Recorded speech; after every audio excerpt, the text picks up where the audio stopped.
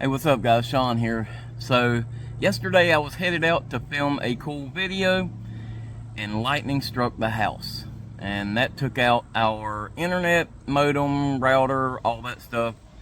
So unfortunately this week we're gonna have to shoot and edit on the cell phone, and so that's going to change things up a little bit. But this week we are going to talk about my electronics that I carry in the woods and how I keep them charged. Let's get it.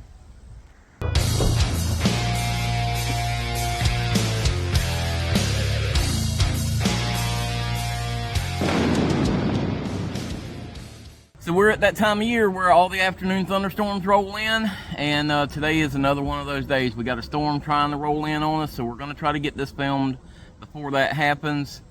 Yesterday was pretty crazy. Thank goodness the main breaker tripped and didn't tear up anything else in the house, but it did take out our internet, router, modem, all that stuff.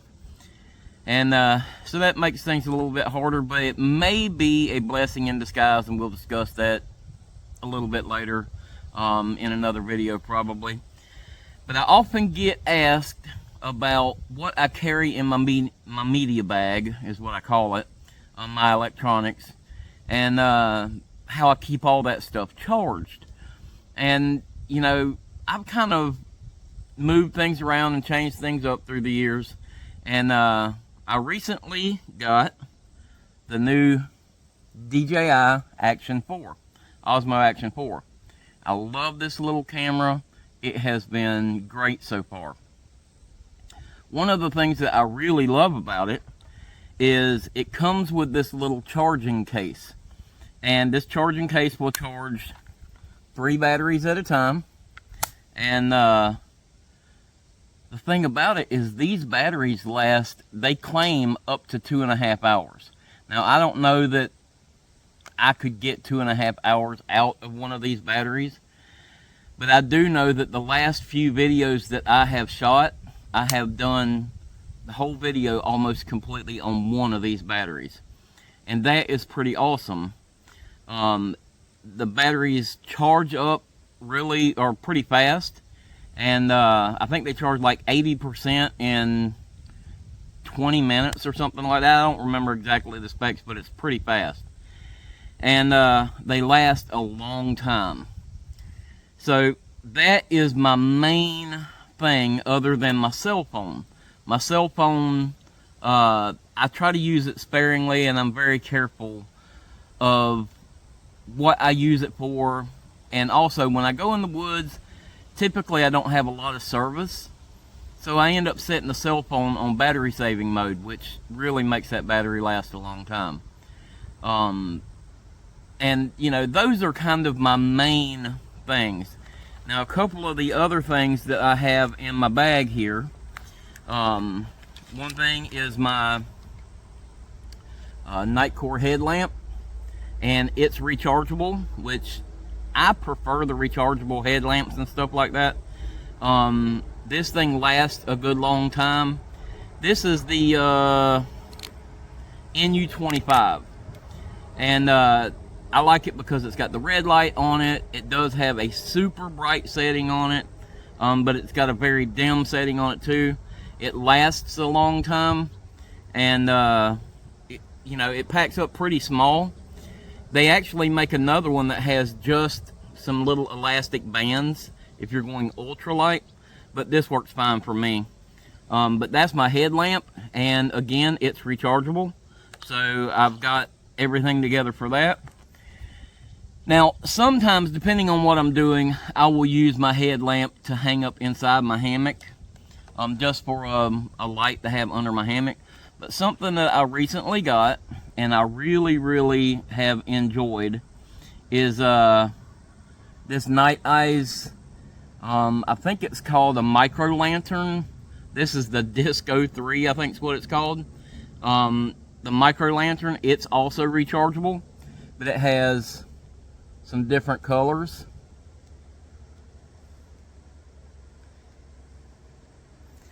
And one of the reasons that I like this thing is it's a nice ambient light. It's not super bright in your eyes. It's diffused You can see this frosted little piece right there makes it diffused, and it kind of flips around 360 degrees. You could, if you needed to read a map or something, you can hook it to your necklace or to your collar of your shirt and use it to read a map or a book or something like that if you're reading at night. This thing, I can't remember exactly what the battery time is on it, but I think it's like 10 hours on a charge, and it charges back up in a half hour, and it doesn't take any got a little squirrel over there. Squirrel! Doesn't take any battery hardly to charge it up. So this thing is pretty nice. I can actually use this for night filming if I'm getting little shots in the hammock and stuff like that. One of the things that I really like about this light though is the fact that it does have the red mode on it. And for those of you who may not know, white light attracts bugs, and that makes it really kind of, you know, not fun to have your light on at night. But the red light and the green light, the colored lights, seem to not attract the bugs, and so that makes this little light here pretty invaluable, and I really like it. Plus the fact that it's like 2.5 ounces or something. It doesn't weigh hardly anything, and obviously, as you can see, it doesn't take up much room. Now I know a lot of people like those ridge lights, the string lights that run on your ridge, and those are really cool, but they take up a little more room in your pack. They're a little bit heavier, and you also have to hook those to a battery pack, which we're going to talk about here in a second. But that's one of the reasons that I kind of like this thing more, is because you can just clip it on there. It doesn't have anything attached to it, and you can just slip it up and down your ridge line how you want to. So that's the thing that I'm using now to try to light up my campsite at night, or just my hammock area.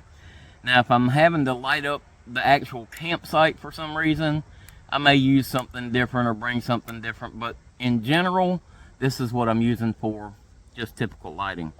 As far as electronics now, sometimes, you know, I will bring my little UCO candle lantern and stuff like that to help light up the campsite, and that thing is really nice too, but we're talking about electronics today. So for filming, when I went to North Carolina, my buddy Tony from Random Adventures 2.0 gave me this little Olight bulb. And I have used different things that hook, you know, by your camera and stuff like that, that shine light on you when you're filming. And it can be pretty distracting, and it's super bright, and a lot of times it just doesn't have good light. Or I'll use my headlamp sometimes on red mode, and people hate the red mode. I get people making comments about that red light all the time. I kind of like it. It looks a little different. It doesn't bother me. But this Olight bulb is really cool. So the battery charge lasts a good while on this thing. I like the fact that it is magnetized on the back of it, so if you have something metal that you can hang it on, you can just pop it up there, like especially if I'm filming at the back of the vehicle or something, I can just pop this thing up there and it magnetizes and shoots light, and that's really nice. So it's got a couple of different settings. It's got the really light setting, or you can hold it, and it has a brighter setting on it, and I think it has maybe another setting. It's got the red setting on it, and flashes,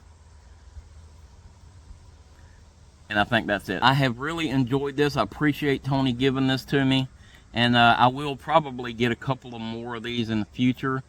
But just for a typical, you know, hike out into the woods camp, this little thing doesn't take up much room, and the battery lasts a long time, and it doesn't weigh hardly anything, and it's sturdy enough that I don't have to worry about bumping it on something or breaking it or something like that. It's pretty sturdy. So the Olight bulb, that's my filming light that I use most of the time. Now we're going to get into batteries here, battery packs. Over the years I have tried different battery packs, and you know, I've tried some of the cheaper ones and things like that, and they just never seem to last very long. They never have the amount of power that they say they have in them. And so I've kind of gone away from those, and this is not sponsored. This video is not sponsored by any means. But I have gone to the Anker battery packs. And as you can see, I've got my little stickers on them. I've got different stickers on them. And the reason that I originally went with this, because I saw several YouTubers say that they use these and that they worked really good. So I decided I would try one.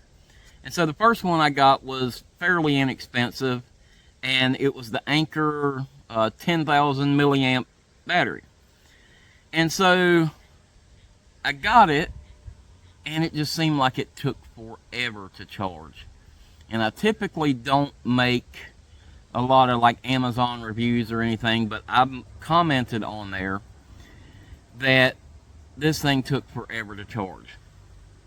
And Anker responded and messaged me and said they wanted to make it right. They wanted to make sure I had a good battery pack that worked, and they wanted to replace this one for me to keep this one, and I could use it if I wanted to, and they wanted to send me a new one, which I thought was really cool, because I didn't even message them or reach out to ask them. I just made a little review on it. And so what Anker did was they sent me the 20,000 milliamp, which, you know, mathematically is twice as much as this one, right? So the 20,000 milliamp battery, it's a little thicker, obviously, and it's a little heavier, but this thing has worked great. It still, you know, they do take a little while to charge, but it charges up good, and it lasts for a long time.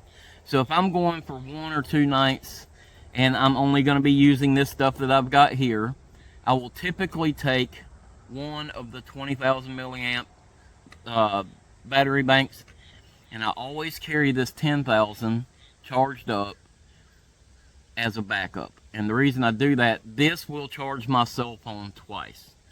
And I have been out when my cell phone died and my battery bank died, and my wife was not able to get in touch with me. And I learned a lesson. You make sure that your wife can get in touch with you. So I got this 10,000 milliamp, and this is my last resort backup for my phone. If I get out there and I have to start charging with this, it's time to head back to the vehicle. Because you just never know. You don't want to get out there and get in a position where you can't get help.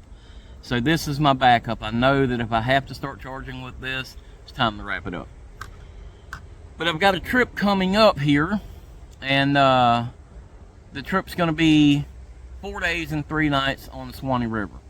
And so I'm going to take some extra power with me, and I bought another one of the 20,000 milliamp battery packs a while back, and I have used it kind of around the house and interchangeably with this one. If this one was dead, I'd grab this one and charge this one, that kind of thing. But I think on this trip coming up, I'm going to have both of these and this one. So I should have plenty of power for charging cameras, cell phones, lights, and stuff like that. Other than that stuff, I typically don't carry a whole lot of electronics. But I do get that question quite often, like, what do you take when you're in the woods as far as your electronics, and how do you charge them? Alright guys, so I hope that answered your questions. If you have any other questions, hit me up in the comments. If you enjoyed this video, give it that big thumbs up for me. If you haven't already, hit that subscribe button down there. Ring that notification bell so you get notified next time we put out a video. You can follow us on Instagram and on Facebook. I appreciate you guys watching. I hope this helped you. I'll see you next week.